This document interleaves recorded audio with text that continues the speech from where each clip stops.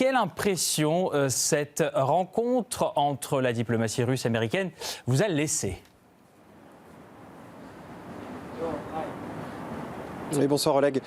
Eh bien, c'est dans un cadre magnifique, celui d'un palais royal royal saoudien que s'est tenue cette session de pourparlers entre la partie américaine et la partie russe. La partie américaine menée, vous l'avez dit, par le secrétaire d'État de la nouvelle administration, l'administration Trump, Marco Rubio, et la délégation russe menée quant à elle par le ministre des Affaires étrangères, Sergueï Lavrov, le très expérimenté Sergueï Lavrov, ainsi que l'un des principaux conseillers de Vladimir Poutine, à savoir Yuri Ushakov. Alors ça, c'est pour le volet politique, mais sachez qu'il existe aussi un volet économique.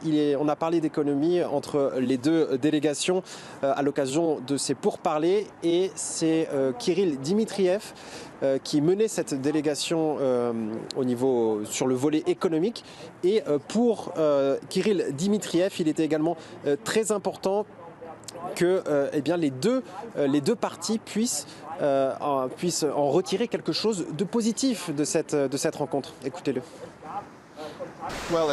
Il est très important de jeter des ponts. Les relations entre les États-Unis et la Russie sont très importantes pour le monde entier. Il est très important que les États-Unis et la Russie coopèrent. Nous pouvons résoudre les problèmes ensemble. Nous avons toujours préconisé l'amélioration des relations entre les États-Unis et la Russie. Le dialogue est également très important. Non, ce que nous voulons, c'est un bon dialogue. En fait, ce sont les entreprises américaines qui ont perdu 300 milliards de dollars en ayant quitté la Russie. Avec notre coopération, l'économie américaine aurait eu des recettes importantes de 300 milliards de dollars qui ont été perdus par les entreprises américaines.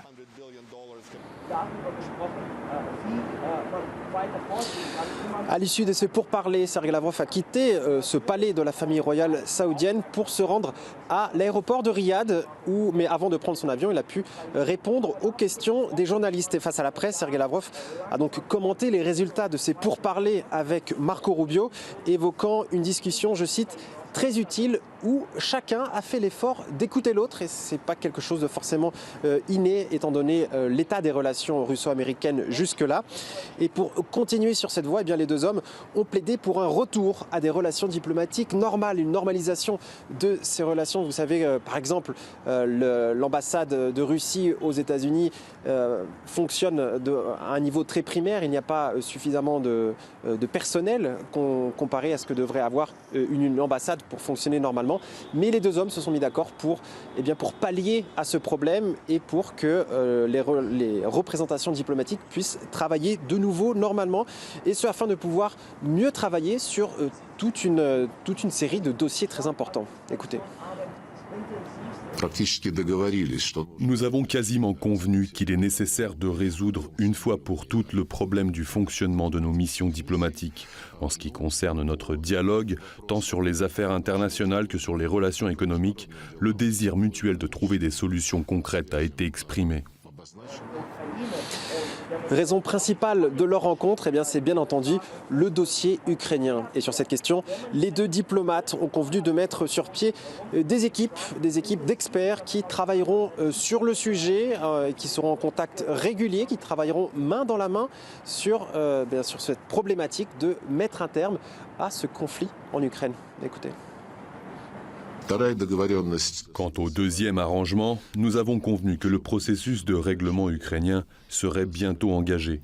La partie américaine indiquera celui qui représentera Washington dans le cadre de ce travail.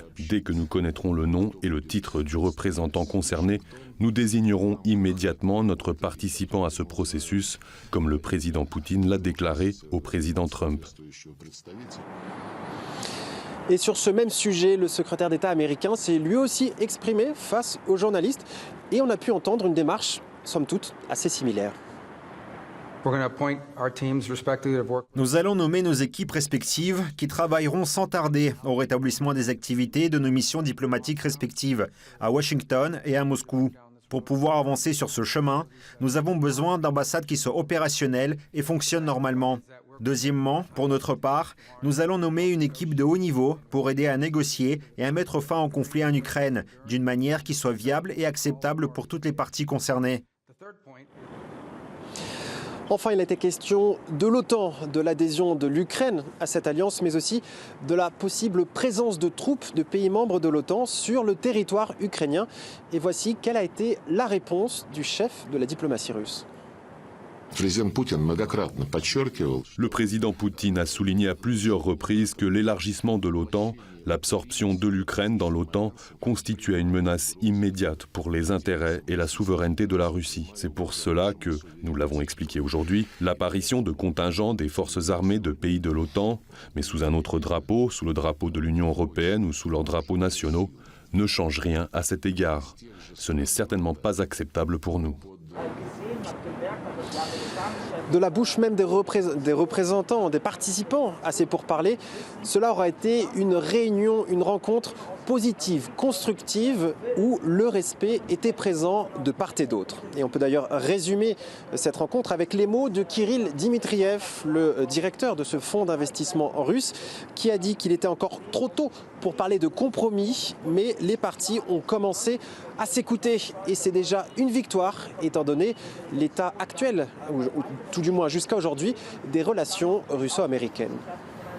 Merci beaucoup Antoine pour toutes ces précisions. Antoine Clairaut en direct depuis Riyad.